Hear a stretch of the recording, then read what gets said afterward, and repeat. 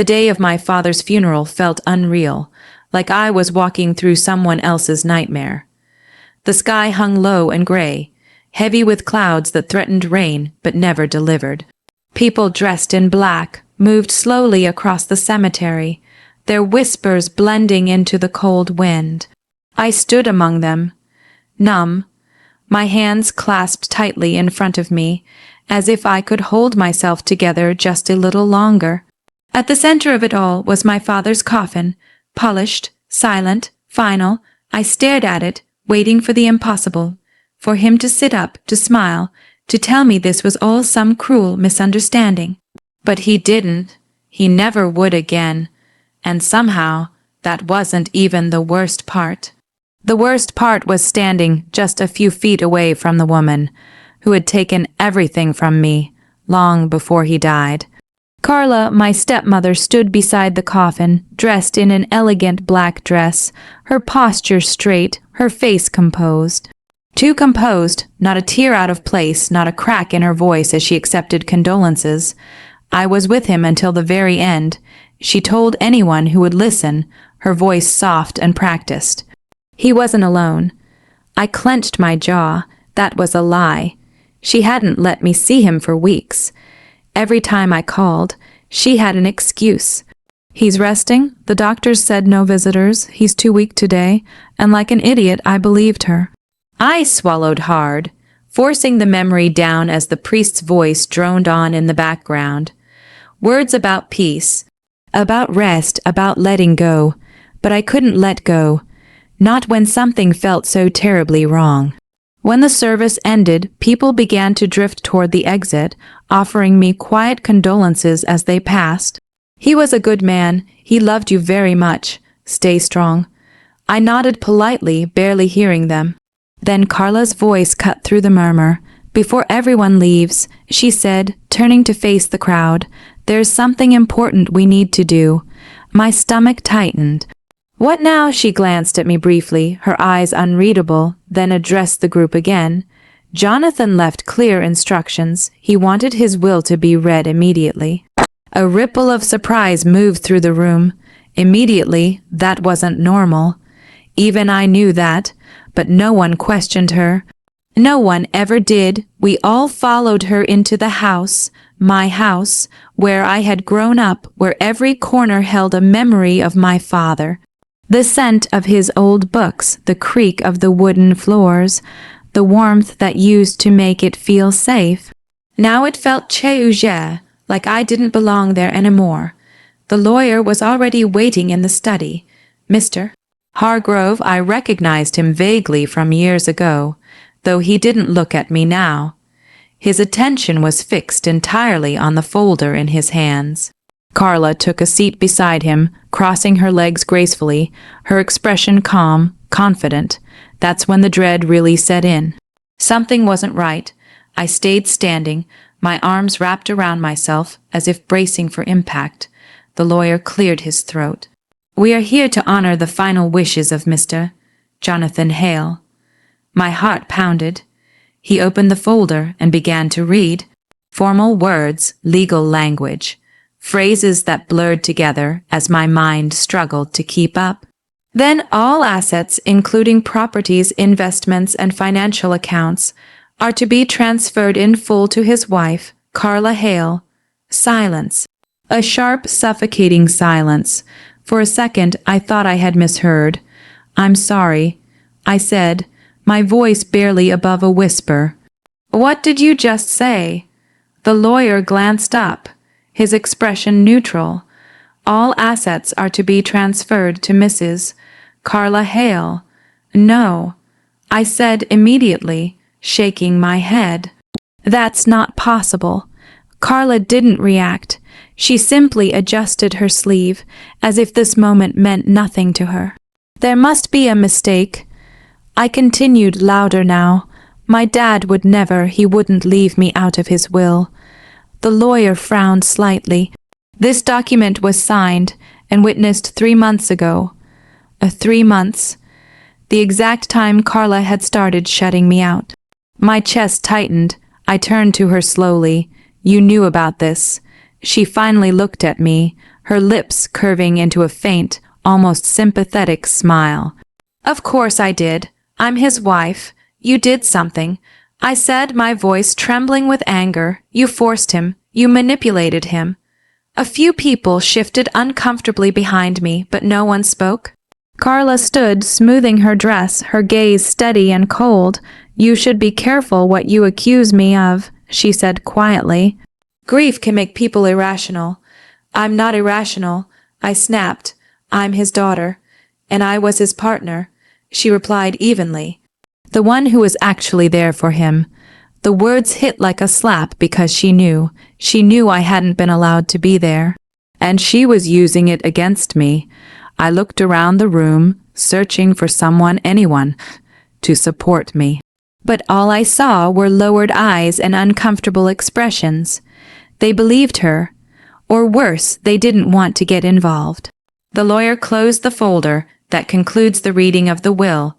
Just like that, my entire life reduced to a few sentences. Carla turned to me one last time, her voice soft but sharp enough to cut. "I think it would be best if you gathered your things." I stared at her, the reality crashing down all at once. "You're kicking me out. It's my house now," she said simply. My throat tightened, but I refused to cry. Not here, not in front of her. So I nodded slowly, even though it felt like my world was collapsing beneath my feet. "Fine," I said, but as I walked out of that room, something deep inside me shifted because Carla thought she had won. She thought she had taken everything from me. What she didn't know was that my father had never been careless. And neither was I. The first night without my father felt colder than I expected, not just emotionally, but physically. The small apartment I had rushed into didn't feel like a home. It felt temporary, hollow, like I was only passing through someone else's life. The walls were bare, the air still, and every sound echoed too loudly. I sat on the edge of the bed, staring at my phone. No messages, no missed calls, nothing from anyone who had stood in that room while my life was torn apart. That hurt more than I wanted to admit. I let out a slow breath and leaned back, closing my eyes, but the moment I did, memories rushed in. Not of my father's laughter or warmth, but of her, Carla. At first, she hadn't been like this. Or maybe I just hadn't seen it yet. I was 16 when she married my dad. She was charming back then, always smiling, always saying the right things.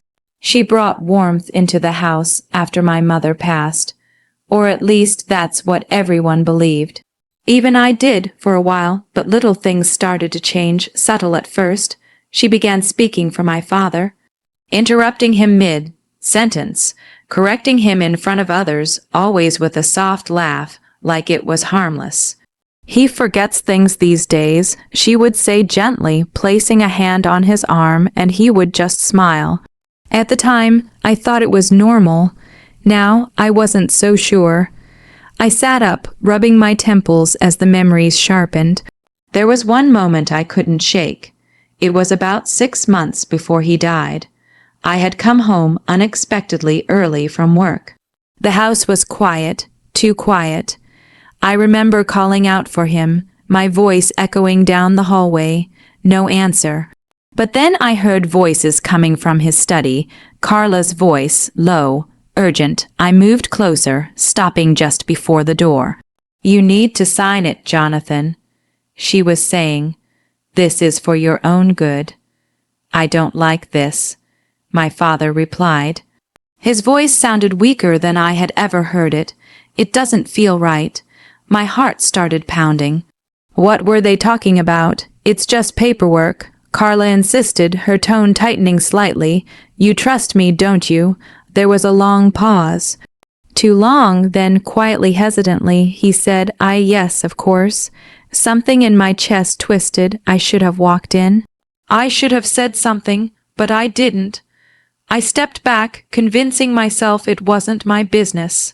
That I was overthinking, that everything was fine. God, I was so wrong. I opened my eyes, staring at the ceiling of my apartment as that moment replayed again and again.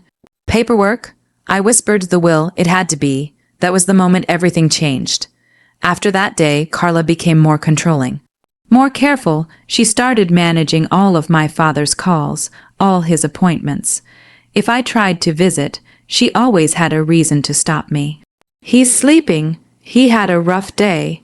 He doesn't want to see anyone. At first, I believed her, but then my father stopped calling me. That was what scared me the most. He had always called, always checked in. Even when I was busy, even when we argued, he never went silent. Until he did, and I let Carla explain it away. He's tired, she would say. You're upsetting him by insisting. So I backed off. I gave them space. I told myself I was doing the right thing. But now, sitting alone in that empty apartment, the truth felt suffocating. I hadn't been protecting him. I had been kept away. A sharp knock on the door startled me. I froze for a second before standing up slowly. I wasn't expecting anyone. When I opened the door, no one was there. Just a small package sitting on the floor. My name was written on it, no return address. My pulse quickened as I picked it up, glancing down the hallway. Empty. Who would send this? I closed the door behind me and set the package on the table, staring at it for a moment. Something about it felt intentional, careful, like it had been waiting for the right moment to find me. I opened it slowly. Inside was an old photograph. My breath caught. It was me and my father, taken years ago in the backyard. I couldn't have been older than 10. He was smiling, his arm wrapped around me, both of us laughing at something outside the frame.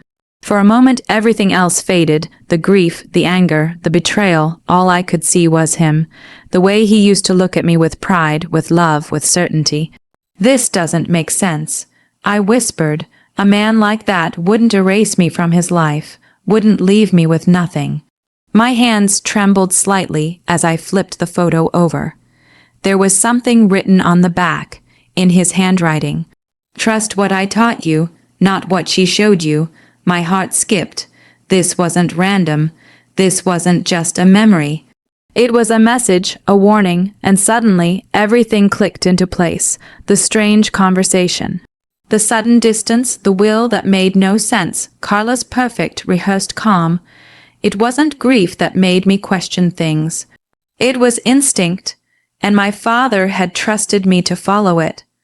I stared at the photograph, my chest rising and falling as something new began to replace the emptiness inside me. Clarity, determination, because for the first time since the funeral I wasn't just mourning. I was starting to understand. Carla hadn't just taken my inheritance. She had taken advantage of a man who trusted her, and she thought she had gotten away with it. But she made one mistake. She underestimated me, and whatever game she had played, I was about to learn all the rules. I didn't sleep that night. The photograph lay on the table in front of me, its edges worn, its message burned into my mind. Over and over, I traced the words my father had written. Trust what I taught you, not what she showed you. It wasn't just a memory, it was direction. A final piece of guidance from a man who knew something was wrong, and had tried, in the only way he could, to prepare me for it. I stood up suddenly, my chair scraping against the floor. What did you teach me? I whispered to the empty room. Think, don't react. Look deeper. Don't trust appearances. My breath slowed as I forced myself to focus. If my father knew Carla was manipulating him, if he suspected something like this would happen, then he wouldn't just leave things to chance. He would have a backup plan. He always did. I began pacing the apartment, my mind racing through memories. Conversations, moments that had felt insignificant at the time but now seemed deliberate. Then it hit me. The book, a week before he died, he had called me into his study. It was one of the last times I saw him in person. He looked weaker than I had ever seen him, his hands trembling slightly as he reached for something on the shelf. "This is for you," he had said, handing me an old hardcover book. I remember frowning. "A book?" He smiled faintly. "Not just a book." I laughed it off back then, thinking he was being sentimental. "Keep it safe," he added, his eyes locking onto mine with unusual intensity. I had nodded, not fully understanding. Now, my heart pounded as I dropped to my knees beside my suitcase, tearing it open. Clothes spilled out as I searched frantically, my hands shaking. Come on. And then there it was. The book, worn, familiar, heavier than I remembered. I held it carefully, my breath catching in my throat. "This is it," I whispered. My fingers traced the cover before I opened it slowly, flipping through the pages one by one. At first, everything looked normal, just printed text, slightly yellowed with age, but I kept going. Because I knew, and then I found it. Near the center, the pages had been hollowed out, carefully, precisely. Hidden inside was a sealed envelope. For a moment, I just stared at it. This wasn't an accident. This wasn't random. This was planned. Carla didn't know. I said under my breath, a small, disbelieving smile forming on my lips. Of course she didn't, because if she had, this would never have reached me. My hands trembled as I pulled the envelope out, feeling its weight. Everything, every question, every doubt felt like it was leading to this moment. I broke the seal.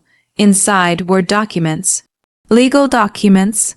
I unfolded the first sheet, my eyes scanning quickly, and then freezing as the words registered. Last will and testament of Jonathan Hale.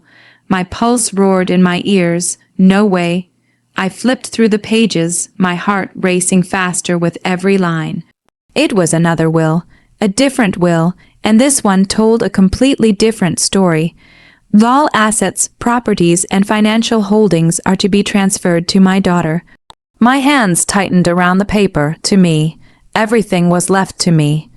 Tears blurred my vision as I kept reading, needing to be sure. The date, the signatures, the witnesses, all there, all real, and most importantly, more recent than the one Carla had presented. A shaky laugh escaped my lips, half disbelief, half relief. She thought she won, but she hadn't, not even close. There was one more thing in the envelope, a letter. I unfolded it carefully, recognizing my father's handwriting instantly. It was slightly uneven, like it had taken effort to write.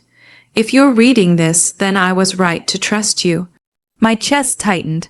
I don't know how much time I have left, and I don't know what Carla might try to do after I'm gone. But I've seen enough to know I can't leave things the way they are. I swallowed hard, my eyes moving faster now. The other will, the one she'll show people, was signed under pressure. I made a mistake trusting her.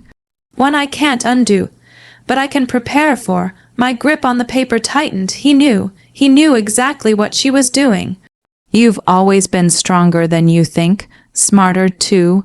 If she underestimates you, that will be her downfall." A tear slipped down my cheek. Even now, he believed in me.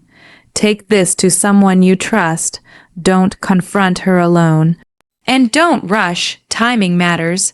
I let out a slow breath, forcing myself to stay focused. This wasn't just about proving her wrong. It was about doing it right. There was one final line at the bottom of the letter. "I'm sorry I couldn't protect you from this. But now you can protect yourself." Silence filled the room as I lowered the paper.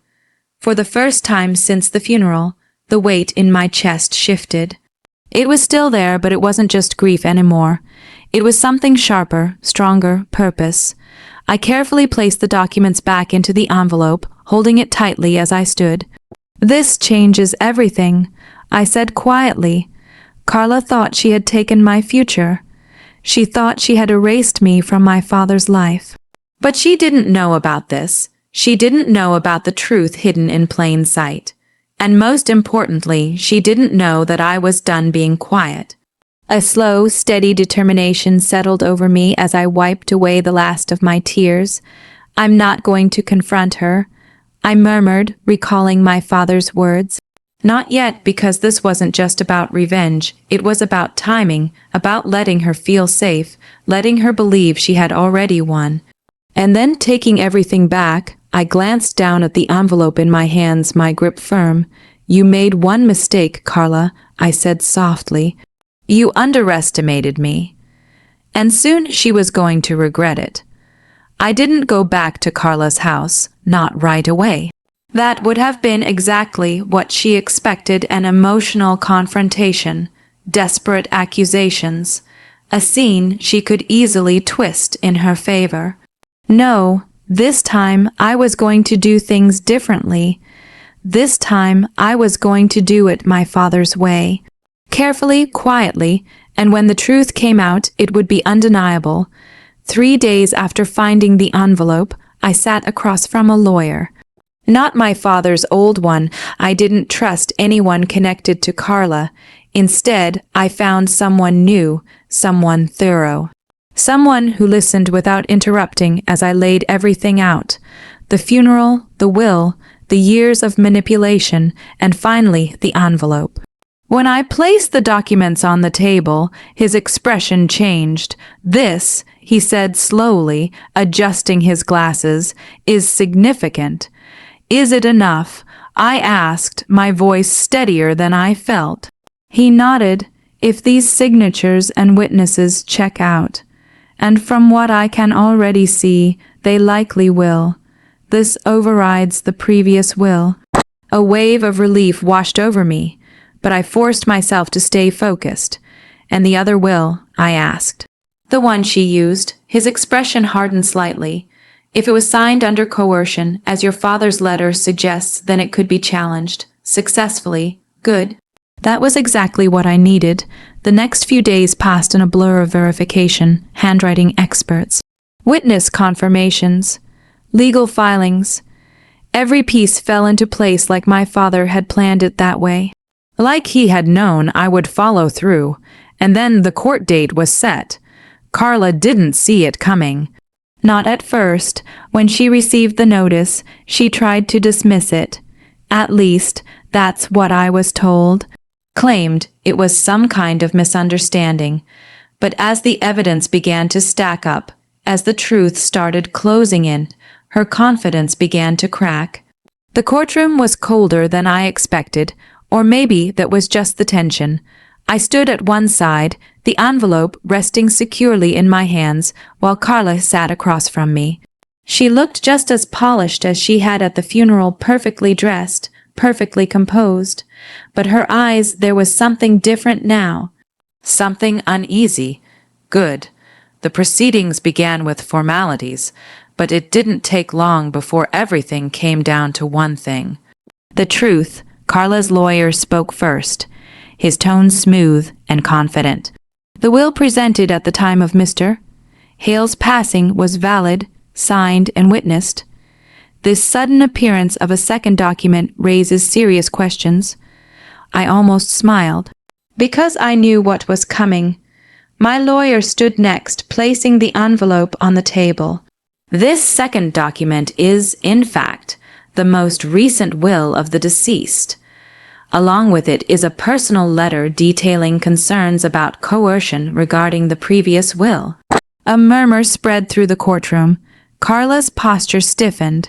The judge reviewed the documents in silence, flipping through each page carefully. Every second felt like an hour, my heart pounding louder with each turn. Then came the witnesses. One by one they confirmed it.